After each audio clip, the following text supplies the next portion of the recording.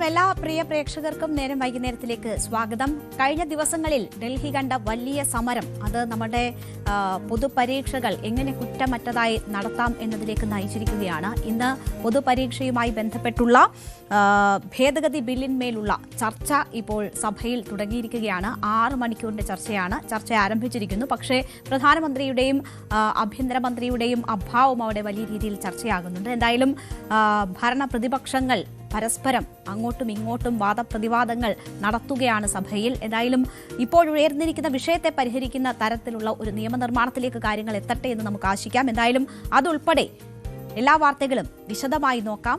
എല്ലാ പ്രേക്ഷകർക്കും സ്വാഗതം.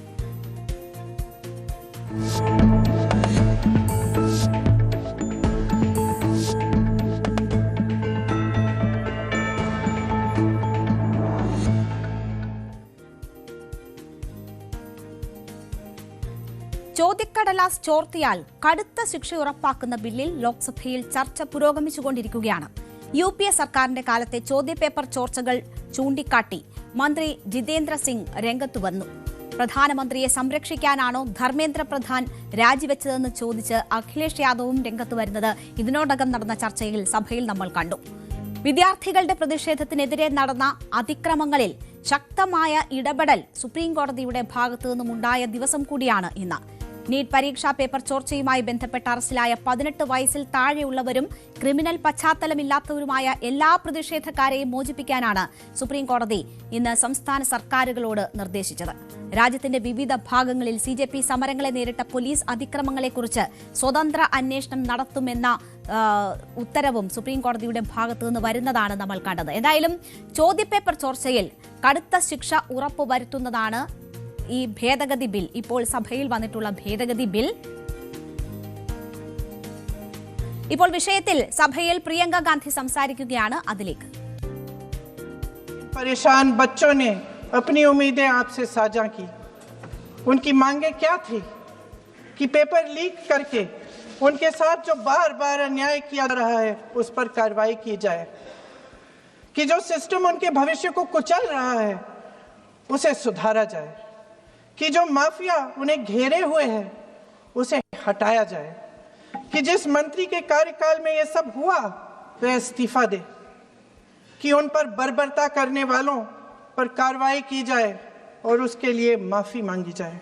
बस यही उनकी मांग थी ना, कि जो शिक्षा और स्वतंत्र अभिव्यक्ति का अधिकार उन्हें संविधान ने दिया है उसे कायम रखा जाए.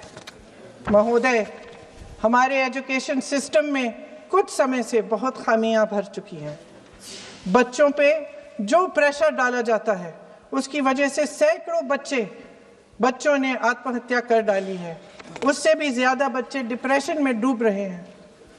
परिवारों पर बच्चों को पढ़ाने लिखाने के लिए घूस, capitation fees, tuition fees, coaching fees आदि के घिनौने दबाव हैं. लोन लेने पड़ते हैं, सामान बेचना पड़ता है और उसके बावजूद कोई गारंटी नहीं कि उनके बच्चों के भविष्य मजबूत बन पाएंगे, क्योंकि बेरोजगारी चरम पे है. इस सरकार ने रोजगार पैदा करने वाले सभी सेक्टर्स को लगातार कमजोर किया. एग्जामिनेशन सिस्टम खुद फेल हो गया है. पिछले दशक में 152 पेपर लीक हुए, 750 करोड़ छात्र प्रभावित हुए, मगर एक भी दोषी, एक भी माफिया को सजा नहीं.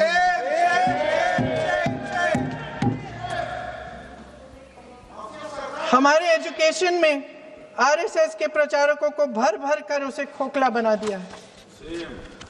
जबरदस्ती NTA बनवाकर सिस्टम का केंद्रीकरण करके उसे और भी उलझा दिया. देश के कुल बजट में, हाँ जी जबरदस्ती, आपने अभी अभी सुना तमिलनाडु के हमारे साथी क्या कह रहे थे. देश के कुल बजट में एजुकेशन बजट की हिस्सेदारी हर साल बढ़ाने की बजाय घटती जा रही है. 1.4 लाख करोड़ रुपया का पूरा बजट एजुकेशन बजट है और 1.32 लाख करोड़ सिर्फ नीट देने वाले 22 लाख बच्चों के परिवारों से हर साल खींचा जाता है. एक और शर्मनाक आंकड़ा भी है. 1.4 लाख करोड़ रुपया हमारा पूरा एजुकेशन बजट और 16 लाख करोड़ रुपए जो मौजूदा सरकार ने बड़े उद्योगपतियों के लोन माफ किए हैं। सोचिए कि इस सरकार की प्राथमिकताएं क्या है।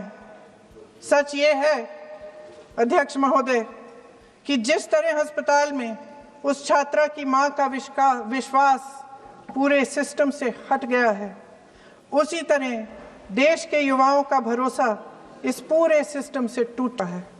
और जब इस तरह देश के भविष्य हमारे युवा निराश होकर सरकार और सिस्टम से अपना भरोसा हटा देते हैं, तो उस भरोसे को फिर से बनाने के लिए सिस्टम के अंदर से जवाब नहीं ढूंढा जा सकता, उसके दायरे से बाहर निकलना पड़ता है, नए सिरे से ठोस प्रयास करने पड़ते हैं। अफसोस की बात यह है अध्यक्ष महोदय कि इतना हो जाने के बाद भी आदरणीय प्रधानमंत्री महोदय जी और उनके साथी इस सच्चाई को समझ नहीं पा रहे हैं। वे अभी भी ये सोच रहे हैं कि पीआर, नैरेटिव चेंज और पालतू मीडिया के सहारे एक बार फिर उनकी नैया पार हो जाएगी। परसों शिक्षा मंत्री जी ने शर्मनाक परिस्थितियों में अपना इस्तीफा दिया और कल यहीं मकर द्वार पर मेरे सत्ता पक्ष के सांसदों ने जिंदाबाद के नारे चिल्लाते हुए उनका संसद में ऐसे स्वागत किया जैसे मानो कोई सुपरस्टार पहुंच गए हैं। विडंबना देखिए महोदय, जब भूतपूर्व शिक्षा मंत्री को मुकुट पहनाया जा रहा था, स्वागत हो रहा था उनका, तब महाराष्ट्र में एक परिवार पेपर लीक पीड़ित अपनी बेटी की आत्महत्या का शोक मना रहा था। आपकी सरकार ने देश के करोड़ों छात्रों को क्या संदेश दिया? आपको किस बात का गौरव है, किस बात का अभिमान है? ये कौन सा अहंकार है? जहां आंखों में शर्म होनी चाहिए वहां बेशर्मी और स्वागत के नगाड़े बजाए रह रहे हैं। एक तरफ मातम है, दुख है, यहाँ फूल माला डाल रहे हैं। कोई आप पर कैसे यकीन करे? प्रधानमंत्री महोदय जी ने नया शिक्षा मंत्री चुना, एक ऐसे व्यक्ति को इस पद पर आसीन किया जिसने एक गर्भवती महिला के बलात्कारियों की रिहाई पर अपनी सहमति व्यक्त की, खुशी जताई। देश की करोड़ों लड़कियों को प्रधानमंत्री जी ने क्या संदेश दिया? सर, अखबारों में है, अखबार में नहीं। मेरा कुछ भी बोल के चले जाते हैं क्या? ये तो कैसे, क्या है इनके पास? ऐसा ही कोई आरोप लगा दीजिएगा। कोई नियम कानून नहीं है।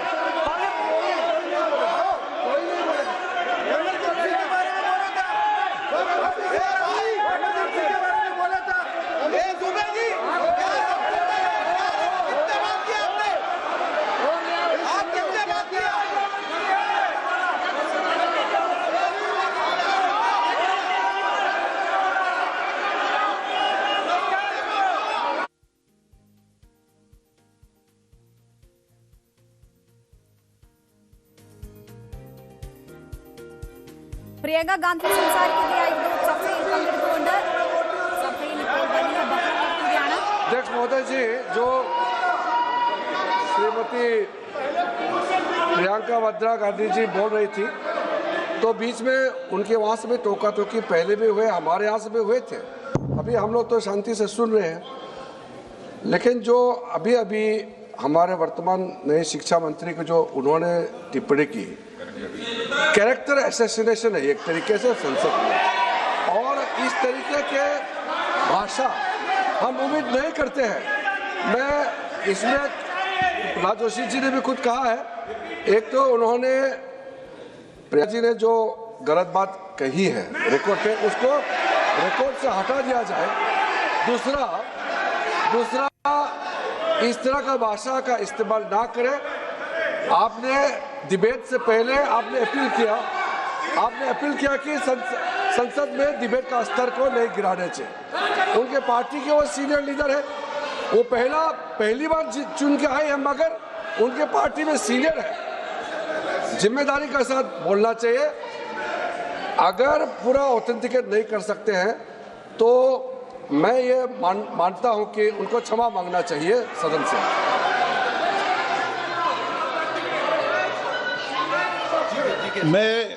मेरा मत ये सदन के अंदर, ये सदन सर्वोच्च लोकतांत्रिक संस्था का सदन है, इसका एक एक शब्द हमेशा रिकॉर्ड में रहता है। मैं माननीय सदस्य से आग्रह करूंगा कि बिना तथ्यों के हमें इस तरीके के सदन के पटल पर बात नहीं करनी चाहिए।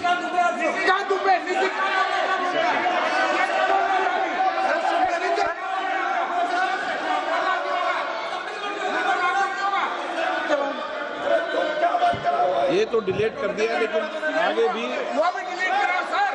ये तो किसी का बोलता वो भी ये सीधे क्या बोल रहा था, क्या कर रहा था सीधे सर जो प्रहलाद जोशी जी ने बिल्किस बानो के बलात्कारियों की रिहाई पर जो बयान दिए, उसका प्रमाण मैं आपको दे दूंगी, मैं भेज दूंगी।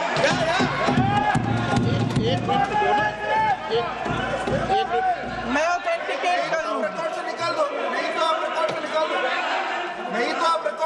स्पीकर का डायरेक्शन 115, उनको पहले ऑथेंटिकेट करने के लिए सर, ऑथेंटिकेट करेंगे उसके बाद वो आगे बढ़ेंगे, ऐसे नहीं होगा। पहले ऑथेंटिकेट करने दो सर, उनको ऑथेंटिकेट करने के लिए कहिए, ऑथेंटिकेट करने कहिए उनको।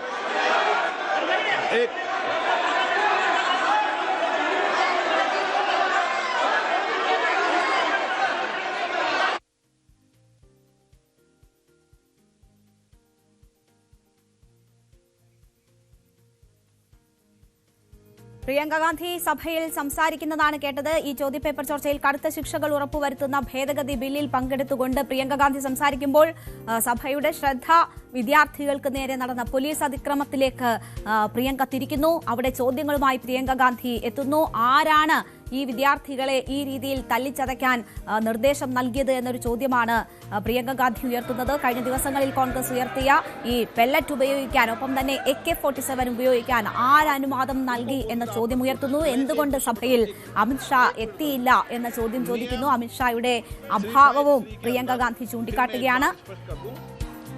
किसी भी सदस्य द्वारा किसी भी व्यक्ति के विरुद्ध मानहानि या अभियोगात्मक प्रकृति का कोई आरोप नहीं लगाया जाएगा जब तक कि सदस्य ने अध्यक्ष और संबंधित मंत्री को पर्याप्त अग्रिम सूचना नहीं दे दी हो। ये व्यवस्था है।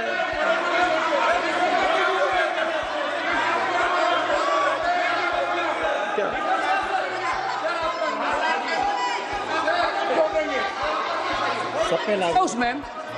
The same house. Honorable Shrikant Dubey told, still that is in the record about Indira Gandhi ji. Still that is in the record. Still that is in the record. Sir, you are not removed, sir. बोलो, आप भी बोल लो। Sir, केसी वेणुगोपाल जी ने जो नाम लिया है और मैं नेहरू जी के बारे में जो बात कहा है मैंने, सर मैं उस पर कायम हूं और मैं किताब जो है ऑथेंटिकेट करने के लिए तैयार हूं। अय्याज थे नेहरू, अय्याज थे। मैं फिर दोबारा रिपीट कर रहा हूं, आई एम अगेन रिपीटिंग, यही फैक्ट है और वो किताब में ऑथेंटिकेट करके दे रहा हूं। I am authenticating that book.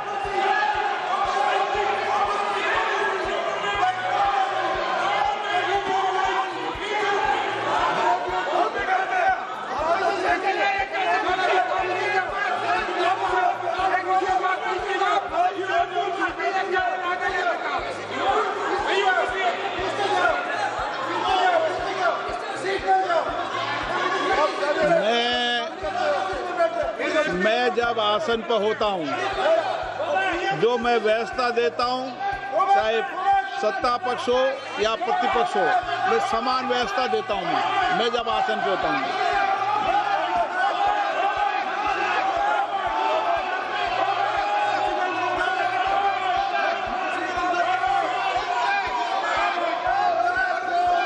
Please बोलने दो, आप उनको बोलने दें, उनको बोलने दें। नो, अरे आप उनको नहीं बोलने देना चाहते? चलिए चलिए। 114 प्लीज सच्चाई। सर प्रियंका जी को ऑथेंटिक करना चाहिए, ऑथेंटिकेट करना चाहिए, और जो मिस इन्फॉर्मेशन कर रहे हैं, नहीं तो मिस इन्फॉर्मेशन के लिए कार्रवाई करना चाहिए सर। ये क्या कुछ भी बोल के चल सकते हैं क्या? और procedure for the minister the correcting the mistake 114 में अगर वो आपने रूल का जिक्र किया 353 में, मुझे कोई नोटिस नहीं दिया है, मैं इधर प्रेजेंट हूँ, और मैंने ऐसे कैसे बिना ऑथेंटिकेशन बोल सकते हैं मुझे बिना नोटिस दिए हुए? इसलिए मैं इसको खंडन करता हूँ और उसको एक्सपेल करना चाहिए और उनको माफी मांगना चाहिए।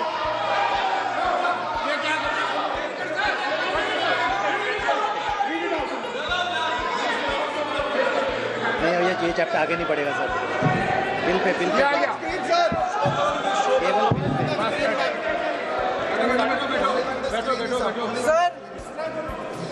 Sir, here is a newspaper माननीय article. सदस्य, Sir,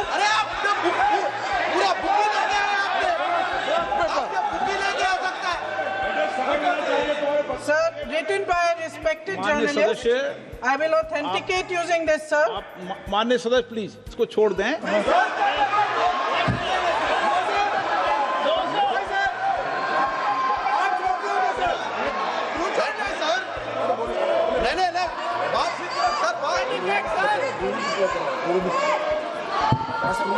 सर, अगर जोशी जी अपने बयान का इस खंडन कर विधेयक रहे पर ही हैं क्या? चर्चा होगी। आप इस बयान का खंडन कर रहे हैं क्या? नहीं, जोशी जी माननीय से पूछेगा। सदस्य, मैं आपसे फिर आग्रह कर रहा हूं, इस सदन में इस विधेयक पर ही चर्चा होगी। फिर भी नो, ये विधेयक का विषय नहीं है। आप नो, आप बोलो तो विधेयक पर बोलो, ये मेरी अपेक्षा आपसे। प्लीज छोड़िए, इस विषय को छोड़िए।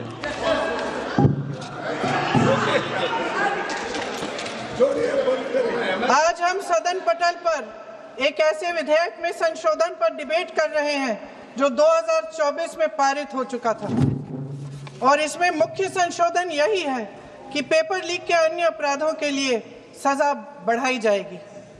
मगर जब से ये विधेयक पारित हुआ तब से अब तक इस सरकार ने एक भी अपराधी को सजा नहीं दी।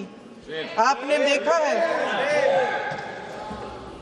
देखा है कि कल और परसों से फेस रिकॉग्निशन द्वारा प्रदर्शन करने वाले बच्चों के नाम और पते सार्वजनिक किए जा रहे हैं, मगर यही काम पेपर लीक करने वाले अपराधियों के लिए अभी तक नहीं किया गया। ना इस विधेयक में पेपर लीक रोकने के कोई ठोस कदम है। इससे देश के युवाओं का भरोसा कैसे बनेगा? अध्यक्ष महोदय, आदरणीय प्रधानमंत्री महोदय जी को आपके माध्यम से मैं कहना चाहती हूं कि शायद उन्हें अपने सलाहकार बदलने चाहिए। वे असलियत से एकदम टूट चुके हैं। नई कमेटियां बनाने से काम नहीं चलेगा। उनका अध्यक्ष चाहे कोई भी हो। राधा कृष्ण कमेटी भी व्यवस्था में सुधार लाने के लिए बनी थी। आज तक उसकी एक सिफारिश लागू नहीं हुई है, और इस नई कमेटी में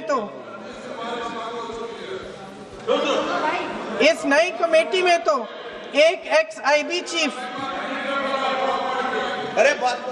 फिर चिल्लाएंगे, एक एक्स-आईबी चीफ, एक आईटी कंपनी के मालिक और एक गौमूत्र के विशेषज्ञ भी हैं।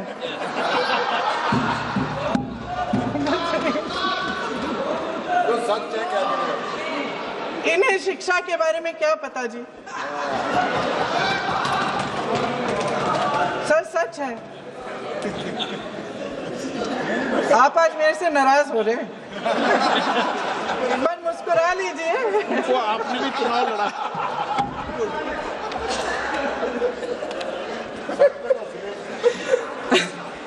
सर, फास्ट ट्रैक कोर्ट्स का रिकॉर्ड पहले से ही बहुत खराब है।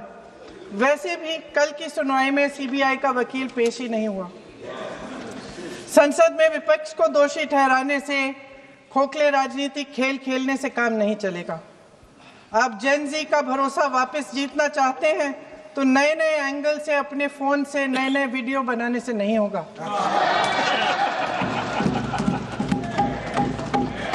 प्रधानमंत्री जी को कैमरे का एंगल नहीं, दिल का एंगल बदलना पड़ेगा। ये जनरेशन जागरूक है, समझता है, झूठ पहचानने की उसकी अपार क्षमता है। इनका दिल और दिमाग जीतने के लिए आपको सच्चाई पर उतरना पड़ेगा। आपके शासन के चलते इस नौजवान पीढ़ी के साथ घोर अन्याय हुआ है, बर्बरता हुई है। इस सच्चाई को स्वीकार करिए। अपनी जिम्मेदारी से पीछे हटने से काम नहीं चलेगा। आदरणीय प्रधानमंत्री महोदय जी, आपको जिम्मेदारी लेनी पड़ेगी, ठोस कदम उठाने पड़ेंगे। शिक्षा विशेषज्ञों को इकट्ठा कीजिए, छात्रों, अध्यापकों, सभी स्टेक होल्डर्स को साथ लेकर, अन्य विचारधाराओं के थॉट लीडर्स के साथ गहरी चर्चाएं करवाकर एक नई शिक्षा प्रणाली तैयार कीजिए। मौजूदा नेशनल एजुकेशन पॉलिसी में 8 महीने तो एग्जाम चलते हैं, अध्यापकों को पढ़ाने का समय नहीं मिलता। सिर्फ आरएसएस के लोगों से भरने की बजाय सिस्टम को शिक्षित, एजुकेटेड, उन्नत और उदार दृष्टिकोण के लोगों से भी भरिए, जिनकी योग्यता सिर्फ उनकी विचारधारा न हो। रोजगार पैदा करने के सख्त कदम उठाइए, इस पर फोकस करिए। मेडिकल कॉलेजेस की संख्या बढ़ाइए, चिकित्सा शिक्षा का विस्तार कीजिए, ताकि ये बच्चे जो मेहनत कर कर के भी अपने भविष्य नहीं बना पा रहे हैं, एक उज्जवल भविष्य का सपना देख पाए। अध्यक्ष महोदय, छात्रों को सड़क से हटाया जा सकता है, लेकिन उनके सवालों को नहीं।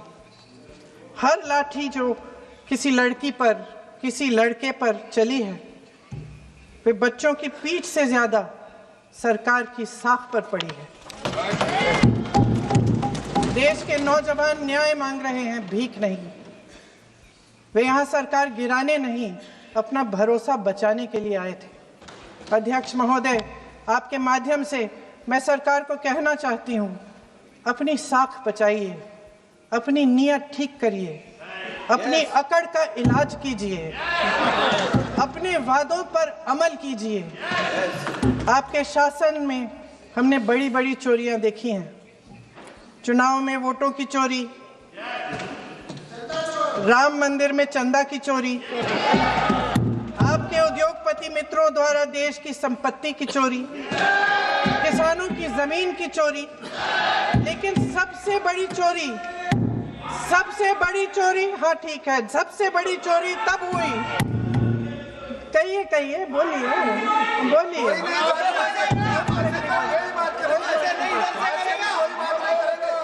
सुन लीजिए, शांति से सुन लीजिए, शांति से सुन लीजिए। आपको मौका मिलेगा, आप जितनी भी चोरियों की बात करना चाहते हैं आप कर लीजिए, अभी मेरा समय है। सबसे बड़ी चोरी तब हुई जब देश के नौजवानों के भविष्य, उनके सपने चुराए गए। भविष्य की चोरी, सपने की चोरी किसी भी चोरी से कहीं बड़ी होती है महोदय।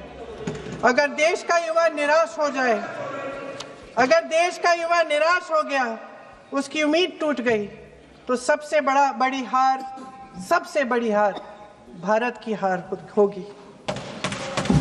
और हम कांग्रेस और विपक्ष के लोग जान दे देंगे, मगर भारत की हार नहीं होने देंगे।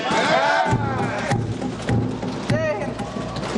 सर, अब तो मुस्कुरा लीजिए, भाषण खत्म।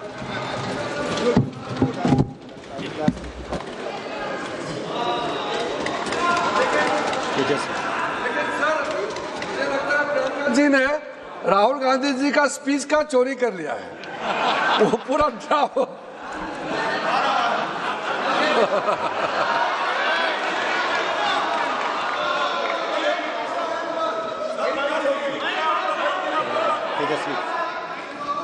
इसको बुला लो। अच्छा, तेजस्वी सूर्या।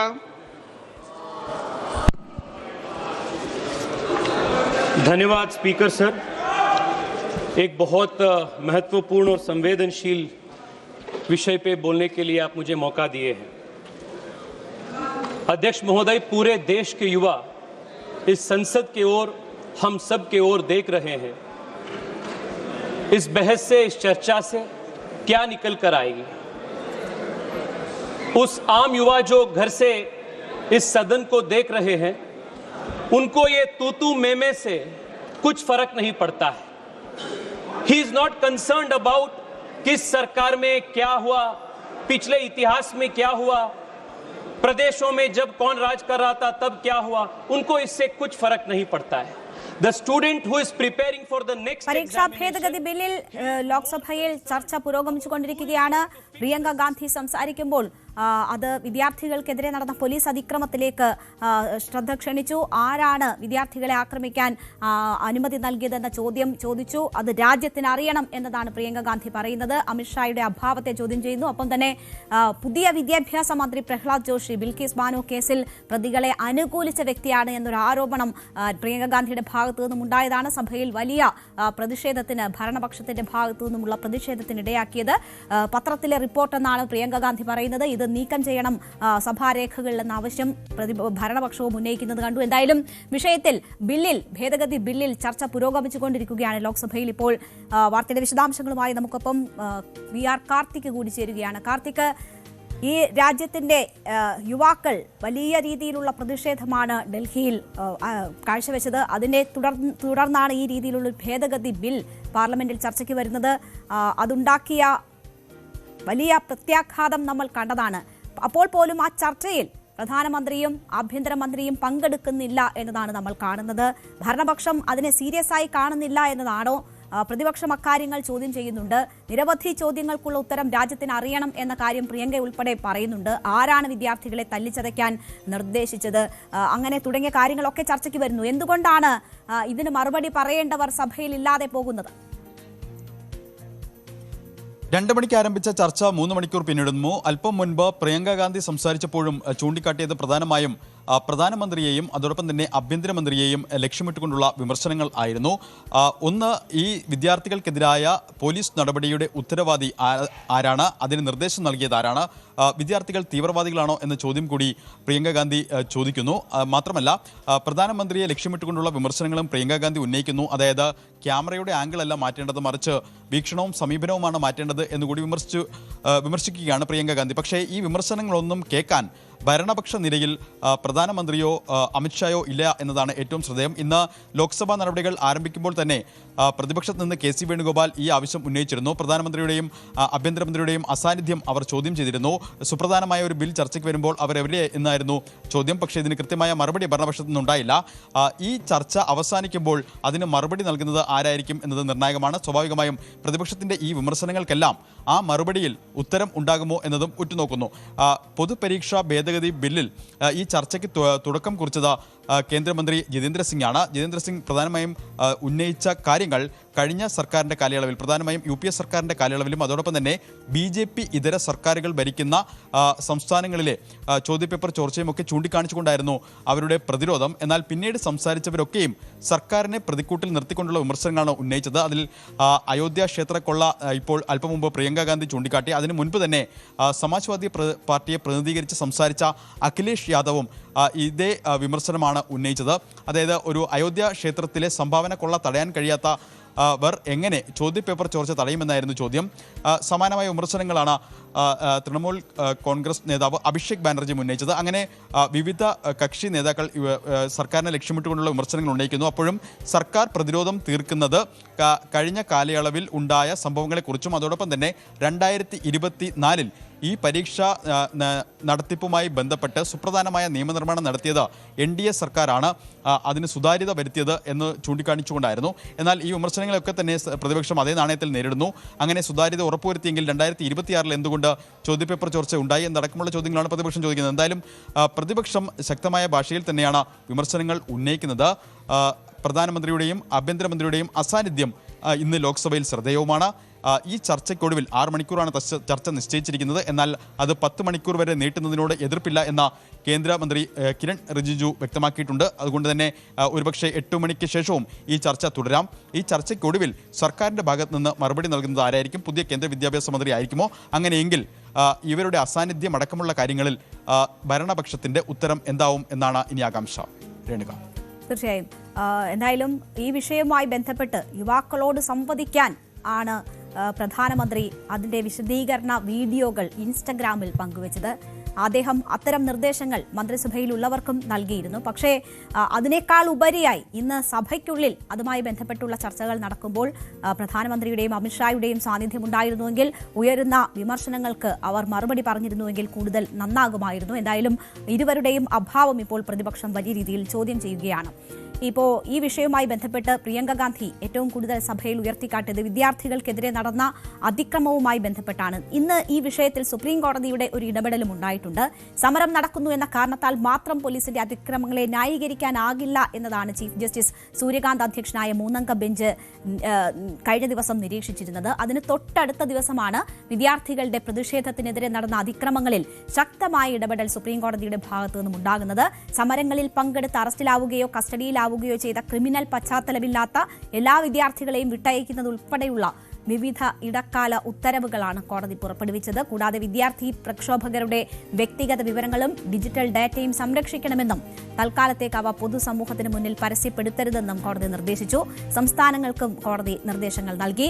സംഭവത്തിന്റെ CCTV ദൃശ്യങ്ങൾ, ഡ്രോൺ ദൃശ്യങ്ങൾ, ബോഡി ക്യാമറ റെക്കോർഡിംഗുകൾ, വയർലെസ് കമ്മ്യൂണിക്കേഷൻ, PCR ലോഗുകൾ എന്നിവ സംരക്ഷിച്ചു വെക്കാനാണ് കോടതി നിർദ്ദേശിച്ചിരിക്കുന്നത്. അന്വേഷണത്തിനായി മുൻ സുപ്രീം കോടതി ജഡ്ജിയുടെ നേതൃത്വത്തിൽ പ്രത്യേക അന്വേഷണ സംഘത്തെ രൂപീകരിച്ചേക്കാമെന്ന് കോടതി സൂചിപ്പിക്കുകയും ചെയ്തു. ഇന്ന് ഈ വിഷയവുമായി ബന്ധപ്പെട്ട് എന്തായാലും കോടതിയുടെ ഭാഗത്തു നിന്നും ഉൾപ്പെടെ അത്തരം ഇടപെടലുകൾ ഈ വിഷയവുമായി ബന്ധപ്പെട്ടുണ്ടാകുന്നു. കേന്ദ്ര സർക്കാരിന്റെയും അസം, ബീഹാർ, പശ്ചിമബംഗാൾ, ഉത്തർപ്രദേശ്, മധ്യപ്രദേശ്, മഹാരാഷ്ട്ര, കേരള എന്നീ സംസ്ഥാനങ്ങളുടെയും മറുപടി തേടുകയും ചെയ്തിട്ടുണ്ട്. ഹർജികളിലെ ആരോപണങ്ങളും വാദങ്ങളും വിശകലനം ചെയ്ത ചീഫ് ജസ്റ്റിസ് എന്തുകൊണ്ട് ഒരു സ്വതന്ത്ര അന്വേഷണം ഉണ്ടായിക്കൂടാ എന്നാണ് ഇന്ന് ചോദിച്ചിരിക്കുന്നത്. അപ്പോൾ അതിലൊരു സ്വതന്ത്ര അന്വേഷണം ഉണ്ടാകാനുള്ള സാധ്യത കൂടി നിലനിൽക്കുകയാണ്. ഈ സമയത്താണ് പ്രിയങ്ക ഗാന്ധി രാജ്യത്തിന് ഈ ചോദ്യങ്ങൾക്കുള്ള മറുപടി വേണം എന്ന് സഭയിലും ആവർത്തിക്കുന്നത്. പക്ഷേ ആ മറുപടി ഉണ്ടാകുന്നില്ല എന്നതാണ് സാഹചര്യം. നമുക്ക് ചെറിയൊരു ഇടവേള എടുക്കാം. ഇടവേളയ്ക്ക് ശേഷം മറ്റ് ഫോക്കസ് വാർത്തകളിലേക്ക് തിരിച്ചെത്താം.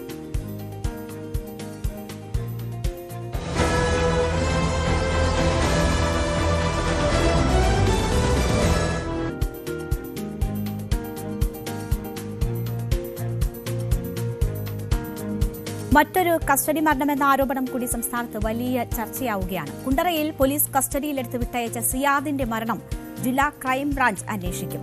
ഹൃദയത്തിന് പറ്റിയ അണുബാധയാണ് മരണകാരണമെന്നാണ് പ്രാഥമിക വിവരങ്ങൾ. സിയാദിന്റെ ശരീരത്തിൽ എവിടെയും ആഴത്തിലുള്ള മുറിവുകളില്ല എന്നതും പോലീസ് ചൂണ്ടിക്കാട്ടുന്നുണ്ട്. എന്നാൽ പോലീസിന്റെ ഈ വാദങ്ങളെല്ലാം പൊളിയുകയാണ് പരാതിക്കാരിയായ പെൺകുട്ടിയുടെ തുറന്ന പറച്ചിലൂടെ. വെറും സംശയത്തിന്റെ പേരിൽ കസ്റ്റഡിയിലെടുത്ത സിയാദിന് എന്ത് സംഭവിച്ചു എന്ന ചോദ്യമാണ് ഉയരുന്നത്.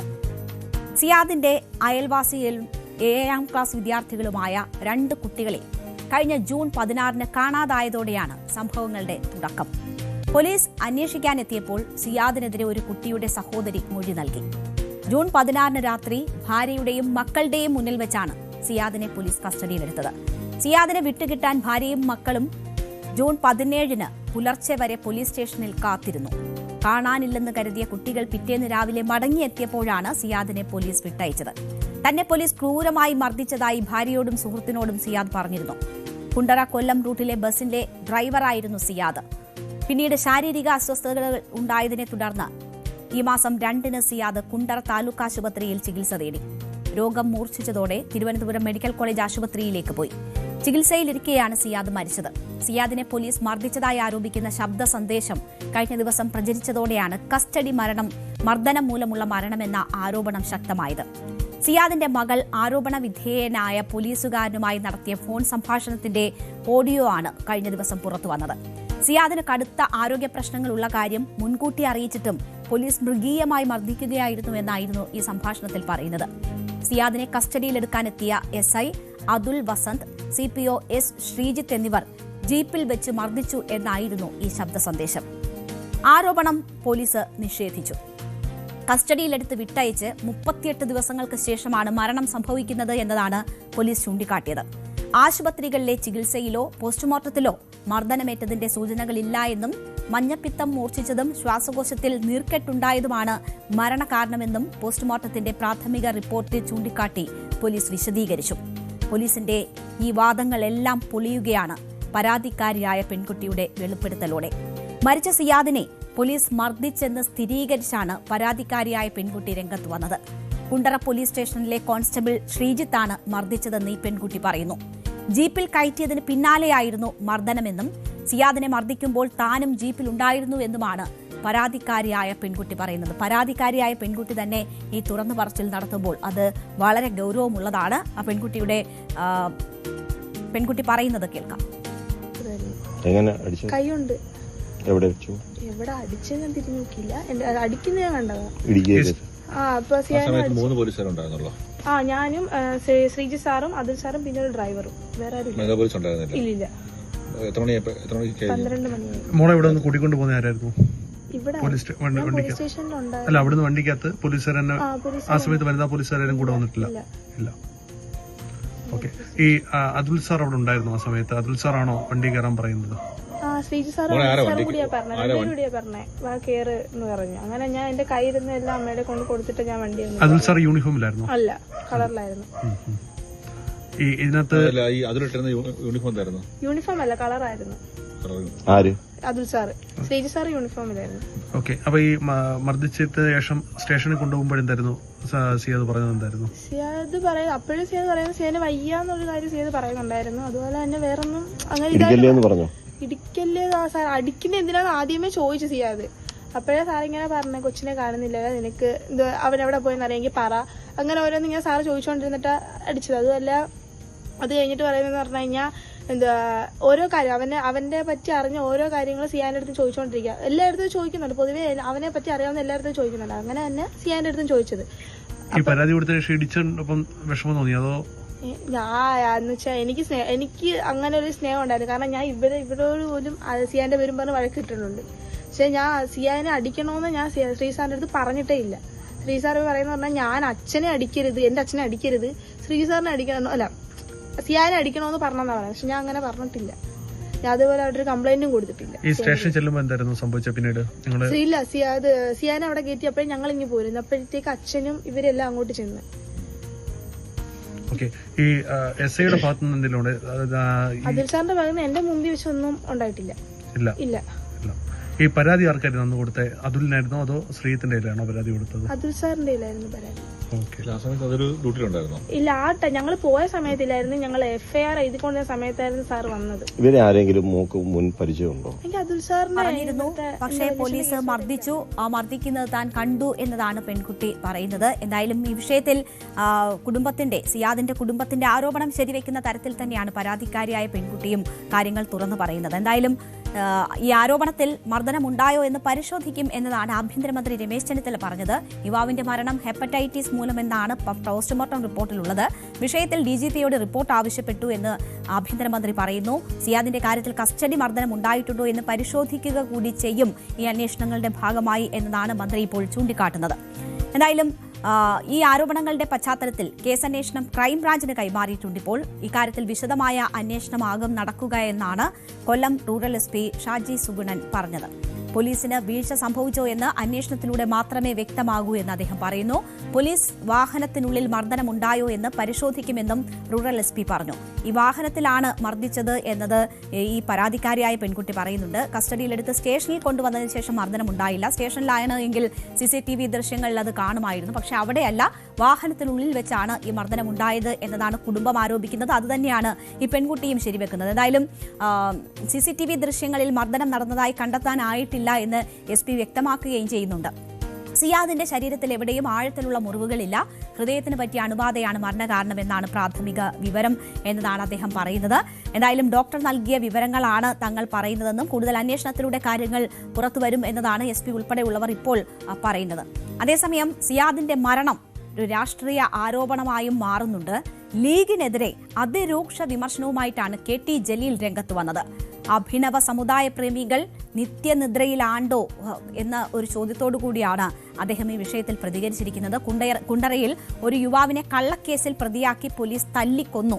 ലീഗുകാരെ, ജമാഅത്തെ ഇസ്ലാമിക്കാരെ ഞമ്മന്റെ സർക്കാർ ഭരിക്കുമ്പോൾ ഞമ്മന്റെ ആളെയാണ് നിഷ്കരുണം കൊന്നത്. ഇതെങ്ങാനും LDF കാലത്താണ് നടന്നിരുന്നതെങ്കിൽ എന്തൊക്കെയാകും നടന്നിട്ടുണ്ടാവുക എന്നൊരു ചോദ്യമാണ് KT ജലീൽ ചോദിക്കുന്നത്. പിണറായിയുടെ പോലീസ് ഒരു മുസ്ലിമിനെ തല്ലിക്കൊന്നെന്നും പറഞ്ഞ് ലീഗും യൂത്ത് ലീഗും റോഡിൽ നിന്ന് എഴുന്നേറ്റിട്ടുണ്ടാകുമോ എന്ന് KT ജലീൽ ചോദിക്കുന്നു. ഇപ്പോൾ ആർക്കും ഒരു പരാതിയുമില്ല. ഞമ്മന്റെ സർക്കാർ ഞമ്മന്റെ ആളെ തല്ലിക്കൊന്നാൽ നിങ്ങൾക്കെന്താ മാസിസ്റ്റേ എന്ന ഭാവത്തിലാണ് ലീഗുകാർ എന്ന് പരിഹസിക്കുകയാണ് KT ജലീൽ ചെയ്തത്. എല്ലാവരും ഉറക്കത്തിലാണ്. ഗുഹാവാസികളെ പോലെ അടുത്ത LDF സർക്കാർ വന്നാലേ ലീഗും ലീഗിന്റെ ശിങ്കിടികളും ഉറക്കമുണരൂ എന്നതാണ് KT ജലീൽ കുറ്റപ്പെടുത്തുന്നത്. അപ്പോൾ ആ ഉയർപ്പിനായി കാത്തിരിക്കാമെന്ന് പറഞ്ഞുകൊണ്ടാണ് അദ്ദേഹം ആ പോസ്റ്റ് അവസാനിപ്പിക്കുന്നത്. എന്തായാലും സംഭവത്തിൽ കുറ്റക്കാർക്കെതിരെ സർക്കാർ അടിയന്തര നടപടി സ്വീകരിക്കണമെന്ന് കഴിഞ്ഞ ദിവസം പ്രതിപക്ഷ നേതാവ് പിണറായി വിജയൻ ഉൾപ്പെടെ ആവശ്യപ്പെട്ടിരുന്നു. കർശന നടപടികളിലൂടെ എത്രയും പെട്ടെന്ന് മുഴുവൻ കുറ്റവാളികളെയും നിയമത്തിന് മുന്നിലെത്തിക്കാൻ സർക്കാർ തയ്യാറാകണം എന്നതാണ് പ്രതിപക്ഷ നേതാവ് ആവശ്യപ്പെട്ടത്. അതിന് പിന്നാലെയാണ് ലീഗിനെതിരെ KT ജലീൽ രംഗത്തെത്തുന്നതും. ഇപ്പോൾ എന്തായാലും വിഷയത്തിൽ ആഭ്യന്തരമന്ത്രി ഇടപെട്ട് DGPയോട് റിപ്പോർട്ട് തേടിയിരിക്കുകയാണ്. 2 കുട്ടികളെ കാണാനില്ല എന്നൊരു പരാതിയിലാണ് പോലീസിന്റെ ഇടപെടലുണ്ടാകുന്നത്. പോലീസ് അത്തരം വിഷയങ്ങളിൽ ഇടപെടണം, അന്വേഷിക്കണം. പക്ഷേ സംശയത്തിന്റെ പേരിൽ മാത്രം കസ്റ്റഡിയിൽ എടുത്ത ഒരാളെ വാഹനത്തിൽ വെച്ച് അന്യായമായി മർദ്ദിക്കുന്നത് നീതീകരിക്കാനാകുന്നതല്ല. പത്തനംതിട്ടയിൽ സ്ത്രീ സുരക്ഷാ പെൻഷൻ നിർത്തലാക്കിയത് ഫേസ്ബുക്ക് ലൈവിലൂടെ ചോദ്യം ചെയ്ത ഒരു കിഡ്നി രോഗിയായ യുവാവിനെ പോലീസ് മർദ്ദിച്ച് അവശനാക്കിയെന്ന ഒരു പരാതി ഇപ്പോൾ ഉയരുന്നുണ്ട്. പത്തനംതിട്ട സീതത്തോട് സ്വദേശി അനിൽകുമാറിനെയാണ് പോലീസ് മർദ്ദിച്ചു എന്ന പരാതി ഉയരുന്നത്. രോഗിയാണെന്ന് അറിയിച്ചിട്ടും മരുന്ന് പോലും കഴിക്കാൻ സമ്മതിച്ചിട്ടില്ല എന്നതാണ് പരാതി.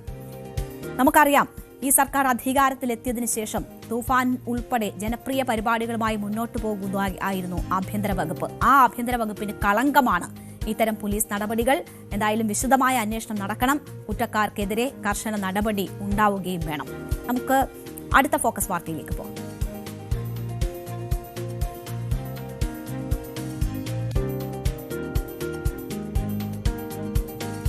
പശ്ചിമേഷ്യയുടെ ഭാവി എന്താണ്? സമാധാനം നീണ്ടു നിൽക്കുമോ അതോ വൻ യുദ്ധത്തിലേക്ക് നീങ്ങുമോ? ഖത്തറിന്റെയും പാകിസ്ഥാന്റെയും മധ്യസ്ഥതയിൽ ഇരു രാജ്യങ്ങളും തമ്മിൽ അനുരഞ്ജന ചർച്ചകൾ പുരോഗമിക്കുമ്പോഴും മേഖലയിലെ പിരിമുറുക്കത്തിന് പൂർണ്ണമായ അയവ് വന്നിട്ടില്ല. ചർച്ചകൾ പരാജയപ്പെട്ടാൽ കൂടുതൽ ശക്തമായ സൈനിക നീക്കങ്ങളിലേക്ക് കാര്യങ്ങൾ കടക്കുമെന്ന സൂചനയാണ് ട്രംപും ഇറാനും നൽകുന്നത്. അതേസമയം ഇസ്രയേൽ പ്രധാനമന്ത്രി ബെഞ്ചമിൻ നെതന്യാഹുവും അമേരിക്കൻ പ്രസിഡന്റ് ഡൊണാൾഡ് ട്രംപും തമ്മിലെ നിർണായക കൂടിക്കാഴ്ച വൈറ്റ് ഹൌസിൽ നടക്കാൻ പോവുകയാണ്. ഈ യുദ്ധം തുടങ്ങിയതിനു ശേഷമുള്ള ആദ്യ നേർക്കുനേർ കൂടിക്കാഴ്ചയാണ്. ആ കൂടിക്കാഴ്ചയാകും ഇറാന്റെ ഭാവി നിശ്ചയിക്കുന്നതിൽ നിർണായകമാവുക. ഇറാനെതിരായ അമേരിക്കൻ ആക്രമണങ്ങളിൽ അയവ് വന്നതിന് പിന്നാലെ പ്രത്യാക്രമണങ്ങൾ നിർത്തിവെച്ചതായി ഇറാൻ സൈന്യവും വ്യക്തമാക്കിയിരുന്നു. കഴിഞ്ഞ 3 രാത്രികളായി അമേരിക്ക അവരുടെ ആക്രമണങ്ങൾ നിർത്തിവെച്ചിട്ട് ഇറാൻ പ്രതികാര നടപടികളും തുടർന്ന് നിർത്തിവെച്ചു.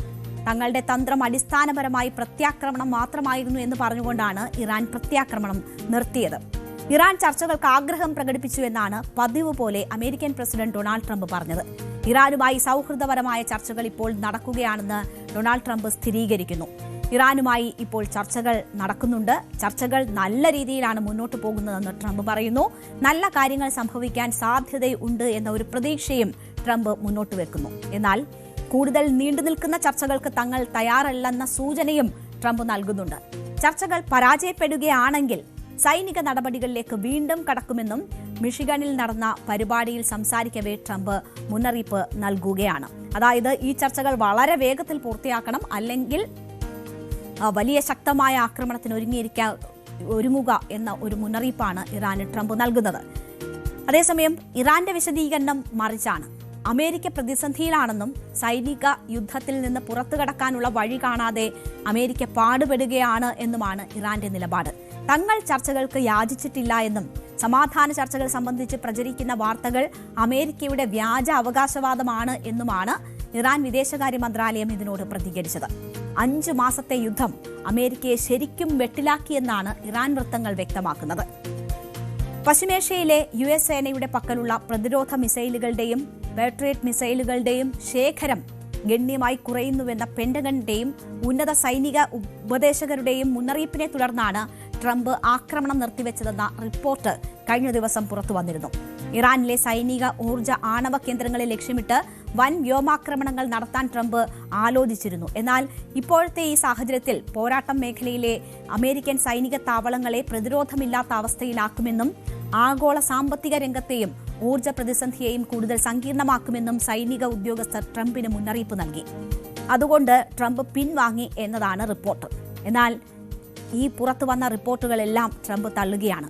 ഇറാനുമായുള്ള യുദ്ധം അമേരിക്കയുടെ ആയുധശേഖരത്തിൽ കുറവുണ്ടാക്കിയെന്ന വാർത്തകൾ ട്രംപ് തന്നെ തള്ളുന്നു. ലോകത്തെ ഏറ്റവും കൂടുതൽ ആയുധങ്ങളുള്ളത് അമേരിക്കയ്ക്കാണെന്നും അത് ആവശ്യത്തിലധികമുണ്ട് എന്നും ട്രംപ് പറയുന്നു. അമേരിക്കയുടെ ആയുധ ശേഖരത്തെക്കുറിച്ച് ഉത്കണ്ഠ വേണ്ടെന്ന് അമേരിക്കയുടെ UN അംബാസിഡർ മൈക്ക് വാൾട്സും പറഞ്ഞു. ഇറാനെതിരെയുള്ള യുദ്ധം ചെയ്യാൻ ആവശ്യമുള്ളത് അമേരിക്കയ്ക്കുണ്ടെന്നും അടിസ്ഥാനമില്ലാത്ത വിവരങ്ങൾ പ്രചരിപ്പിക്കുന്നവരെ ജയിലിലടയ്ക്കണമെന്നുമാണ് വാൾട്സ് കൂട്ടിച്ചേർത്തത്. അപ്പോൾ ഈ അവകാശവാദങ്ങൾ അല്ലെങ്കിൽ ഇങ്ങനെയുള്ള പ്രചരണങ്ങളൊക്കെയും ട്രംപ് തള്ളുകയാണ്. അതിനിടയിലാണ് ഇന്നൊരു നിർണായക കൂടിക്കാഴ്ച വാഷിംഗ്ടണിൽ നടക്കാൻ പോകുന്നത്. അത് നെതന്യാഹു ട്രംപ് കൂടിക്കാഴ്ചയാണ്.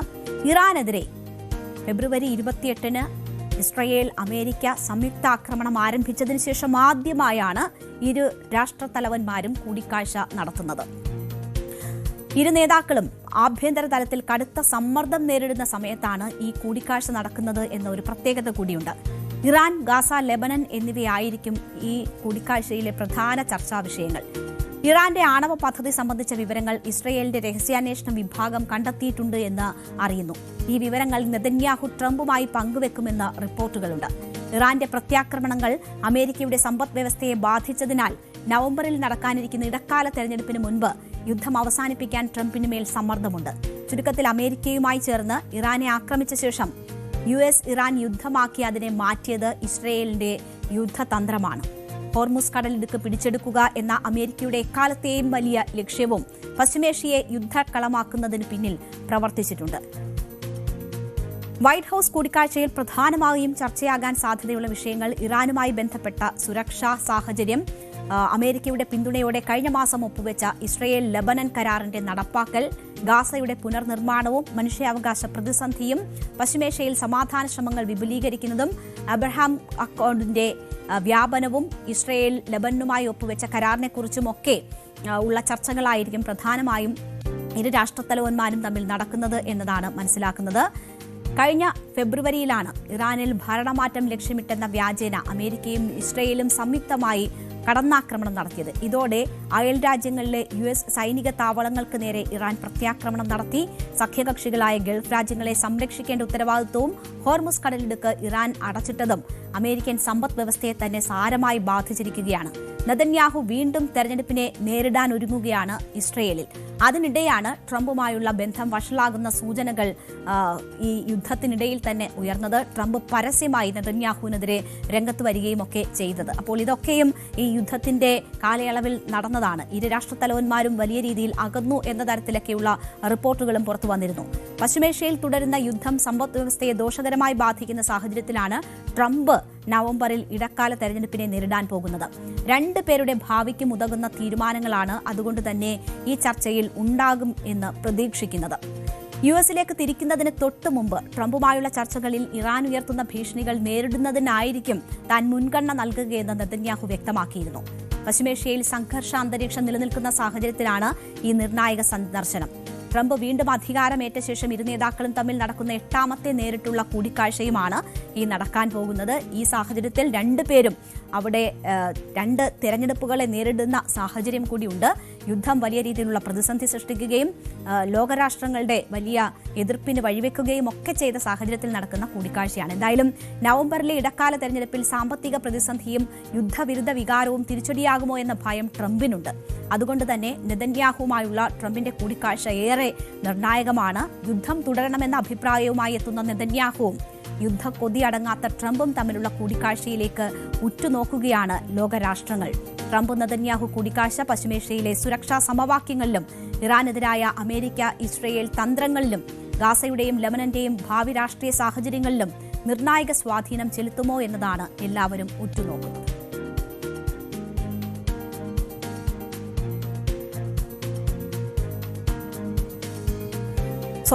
സ്വർണ്ണവില ഒരു പിടി തരാതെ ഓടുകയും കിതയ്ക്കുകയും ഒക്കെ ചെയ്ത ദിവസങ്ങളാണ് കടന്നുപോയത്. ഇന്ന് സംസ്ഥാനത്ത് സ്വർണം വാങ്ങാൻ കാത്തിരിക്കുന്നവർക്ക് അനുയോജ്യമായ സമയവും നിക്ഷേപമാക്കിയവർക്ക് നെഞ്ചിടിപ്പ് കൂടിയ സമയവുമാണ്. സംസ്ഥാനത്ത് സ്വർണ്ണവിലയിൽ വന്നിടിവാണെന്നുണ്ടായത്. 22 കാരറ്റ് സ്വർണം ഗ്രാമിന് 155 രൂപ കുറഞ്ഞ് 13,215 രൂപയായി. ഒരുപാട് ആശ്വസിക്കണോ ഇപ്പോഴത്തെ സ്വർണ്ണവിലയിൽ? ഇത് നീണ്ടു നിൽക്കുമോ? നിക്ഷേപകർ ആശങ്കപ്പെടണമോ എന്നൊക്കെ വിശദമായി തന്നെ നമുക്ക് നോക്കാം. 22 കാരറ്റ് സ്വർണത്തിന് ഗ്രാമിന് 155 രൂപയും പവന് 1,240 രൂപയുമാണ് ഇന്ന് കുറഞ്ഞത്. ഇതോടെ 1 ഗ്രാം സ്വർണത്തിന്റെ വില 13,215 രൂപയായും പവന്റെ വില 1,05,720 രൂപയായും താഴ്ന്നു. ഇന്നലെ ഗ്രാമിന് 13,370 രൂപയായിരുന്നു വില. 24 ക്യാരറ്റ് സ്വർണം ഗ്രാമിന് 172 രൂപ കുറഞ്ഞ് 14,417 രൂപയിലും 18 ക്യാരറ്റിന്റെ സ്വർണം ഗ്രാമിന് 126 രൂപ കുറഞ്ഞ് 10,813 രൂപയിലുമാണ് വിൽപ്പന നടക്കുന്നത്. അടിസ്ഥാന വിലയിൽ മാറ്റം വന്നെങ്കിലും ആഭരണമായി വാങ്ങുമ്പോൾ ഏകദേശം 5% പണിക്കൂലിയും 3% GSTയും ഹോൾമാർക്കും ചേർത്ത് 1 പവൻ സ്വർണ്ണാഭരണത്തിന് ഏകദേശം 1,14,800 രൂപയോളം ചെലവഴിക്കേണ്ടി വരും എന്നതാണ് സാഹചര്യം. ലൈറ്റ് വെയ്റ്റ് ആഭരണങ്ങൾ നിർമ്മിക്കാൻ ഉപയോഗിക്കുന്ന 18 ക്യാരറ്റ് സ്വർണത്തിന്റെ വില ജനസികൾക്കൊക്കെ ഇപ്പോൾ ഏറ്റവും താൽപര്യം ഈ സ്വർണത്തോടാണ്. ഇന്ന് പവന് 86,840 രൂപയാണ്. ഗ്രാം വില 10,855 രൂപ. ഇന്ന് കുറഞ്ഞത് ഗ്രാമിന് 130 രൂപ. അങ്ങനെയാണ് സ്വർണ്ണവില. എന്താണ് ഇന്ന് വില കുറയാനുള്ള കാരണമെന്ന് നോക്കിയാൽ രാജ്യാന്തര വിപണിയിൽ സ്വർണ്ണവിലയിൽ വന്ന മാറ്റമാണ് കേരളത്തിലും പ്രതിഫലിച്ചത്. US ഫെഡറൽ റിസർവിന്റെ പണനയ യോഗം ഇന്ന് തുടങ്ങുന്നതിന് മുന്നോടിയായി നിക്ഷേപകരുടെ ലാഭമെടുപ്പ് വർദ്ധിച്ചതാണ് സ്വർണ്ണവില ഇടിയാനുള്ള മറ്റൊരു കാരണം. ഇതിൽ ആശ്വാസമാകുന്ന ഒരു കൂട്ടരുണ്ട്. വിവാഹ ആവശ്യങ്ങൾക്കായി സ്വർണം വാങ്ങുന്ന സാധാരണക്കാർക്കാണ് സ്വർണ്ണവില കുറഞ്ഞത് ഏറ്റവും ആശ്വാസമാവുക. നിലവിലെ സാഹചര്യത്തിൽ തുടർച്ചയായ വിലക്കയറ്റം ഒഴിവാക്കാൻ അഡ്വാൻസ് ബുക്കിംഗ് സൗകര്യങ്ങൾ പരമാവധി പ്രയോജനപ്പെടുത്താനാണ് വ്യാപാരികൾ ഉപഭോക്താക്കൾക്ക് ഉപദേശം നൽകുന്നത്. ഒപ്പം ആഭരണ പ്രേമികൾക്ക് ആഭരണങ്ങൾ വാങ്ങാൻ പറ്റിയ സമയവുമാണ് ഇത്. സ്വർണം ഒരു സുരക്ഷിത നിക്ഷേപമായി കാണുന്നവർക്ക് കുറഞ്ഞ വിലയിൽ കൂടുതൽ സ്വർണം കോയിനുകളായോ ബാറുകളായോ വാങ്ങിവെക്കാനും ഇത് അവസരമാണ്. പിന്നീട് വില കൂടുമ്പോൾ വിൽക്കാൻ ആഗ്രഹിക്കുന്ന നിക്ഷേപകർക്ക് ഇത് മികച്ച സമയം. ആഭരണ വ്യാപാരികളും ജ്വല്ലറി ഉടമകളും കച്ചവടം വർദ്ധിക്കും എന്ന ഒരു ആശ്വാസത്തിലാണ്. അപ്പോൾ അവർക്കും ഈ വിലക്കുറവ് അനുഗ്രഹമാണ്. എന്നാൽ തിരിച്ചടിയാകുന്നത് സ്വർണം വലിയ തോതിൽ നിക്ഷേപമായി കരുതുന്നവർക്കും സ്വർണ്ണപ്പണയ വായ്പകളെ ആശ്രയിക്കുന്നവർക്കുമാണ് വിലയിലെ ഈ ചാഞ്ചാട്ടം ഏറ്റവും കൂടുതൽ ബാധിച്ചിരിക്കുന്നത്. യുദ്ധത്തിൽ കൂടിയും കുറഞ്ഞും ആണ് സ്വർണ്ണവില കടന്നുപോകുന്നത് നമ്മൾ കണ്ടത്. യുദ്ധങ്ങളിലും മറ്റ് സംഘർഷങ്ങളിലുമെല്ലാം സ്വർണ്ണവിലയ്ക്ക് മുകളിലേക്ക് കുതിക്കുന്ന പതിവാണുള്ളത്. പക്ഷേ സമ്പദ്ഘടനയെ പ്രതികൂലമായി ബാധിക്കുന്ന സാഹചര്യങ്ങളിലെല്ലാം സ്വർണം പിടിച്ചു നിൽക്കാറാണ് പതിവ്. അതുകൊണ്ട് തന്നെയാണ് സ്വർണത്തിന് സുരക്ഷിത നിക്ഷേപമെന്ന വിളിപ്പേര് ലഭിച്ചത്. എന്നാൽ പശ്ചിമേഷ്യയിൽ യുദ്ധമുണ്ടായപ്പോൾ ഇതിൽ മാറ്റം വന്നു. അമേരിക്കയും ഇസ്രയേലും ചേർന്ന് ഇറാനെ ആക്രമിച്ചു. ലോകത്താകെ ആശങ്ക നിറഞ്ഞു.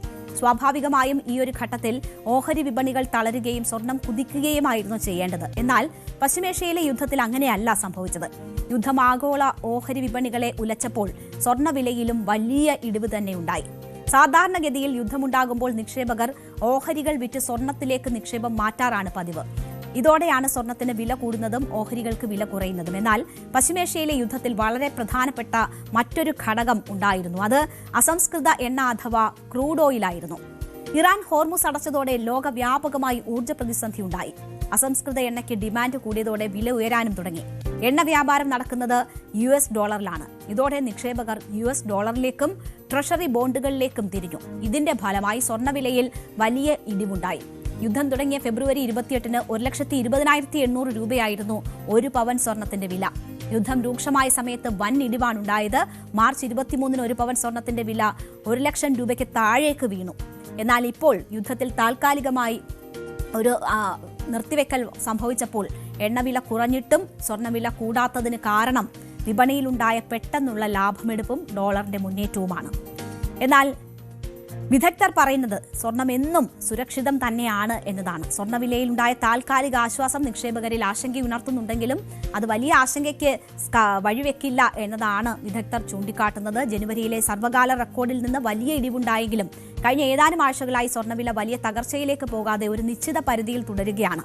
വിപണിയിലെ ഈ താൽക്കാലിക നിശ്ചലാവസ്ഥ കൂടുതൽ വലിയൊരു മുന്നേറ്റത്തിന് മുന്നോടിയായുള്ള ചുവടുവയ്പ്പെന്നാണ് വിദഗ്ധരുടെ വിലയിരുത്തൽ. വിലയിൽ വലിയ മാറ്റങ്ങളില്ലെങ്കിലും മാർക്കറ്റിന്റെ അടിത്തട്ടിൽ വില ഉയരുന്നതിന്റെ ഗുണപരമായ മാറ്റങ്ങൾ കണ്ടു തുടങ്ങിയിട്ടുണ്ട് എന്നും വിദഗ്ധർ പറയുന്നു. അതുകൊണ്ട് തന്നെ ആശങ്കപ്പെടേണ്ടുന്ന സാഹചര്യമില്ല. വരും ദിവസങ്ങളിൽ സ്വർണ്ണവില തിരിച്ചു വരാനുള്ള സാഹചര്യമുണ്ട് എന്നത് തന്നെയാണ് വിദഗ്ധർ ചൂണ്ടിക്കാട്ടുന്നത്. എന്തായാലും ഇതുമായി ബന്ധപ്പെട്ട് മഞ്ഞലോഹം വില കൂടിയും കുറഞ്ഞും ഇങ്ങനെ പരീക്ഷണം തുടരുകയാണ്. എന്തായാലും ഇപ്പോൾ എല്ലാ കണ്ണുകളും US-ലേക്കാണ്. അടുത്ത ആഴ്ച നടക്കാനിരിക്കുന്ന US ഫെഡറൽ റിസർവിന്റെ യോഗത്തിലാണ് നിക്ഷേപകരുടെ കണ്ണ്. പലിശ നിരക്കുകളിൽ മാറ്റം വരുത്താൻ സാധ്യതയില്ല എന്നതാണ് വിലയിരുത്തപ്പെടുന്നത്. സെപ്റ്റംബറിൽ നടക്കുന്ന യോഗത്തിൽ ഫെഡറൽ റിസർവ് പലിശ നിരക്ക് വർദ്ധിപ്പിക്കും എന്നാണ് വിപണി പ്രതീക്ഷിക്കുന്നത്. ഇതിൽ നിന്നും മറിച്ച് പലിശ നിരക്ക് വർദ്ധിപ്പിക്കാൻ ഫെഡറൽ റിസർവ് തീരുമാനിച്ചാൽ സ്വർണ്ണവില വീണ്ടും ഇടിയുന്ന ഒരു സാഹചര്യവും ഉണ്ടാകും. എന്തായാലും അപ്പോൾ US ഫെഡറൽ റിസർവിന്റെ തീരുമാനമായിരിക്കും ഇനി സ്വർണ്ണവിലയെ സംബന്ധിച്ച് നിർണായകം ആവുക. നമ്മുടെ സമയം ഇന്ന് അവസാനിക്കുകയാണ്. പാർലമെന്റിൽ ലോക്സഭയിൽ ഈ പരീക്ഷാ ഭേദഗതി ബില്ലിൽ ചർച്ച തുടരുന്നുണ്ട്. അതിന്റെ വിശദാംശങ്ങളും മറ്റുമായി ലൈവ് അറ്റ് 6 കാണാം. രഞ്ജിത്ത് രാമചന്ദ്രൻ ചേരും.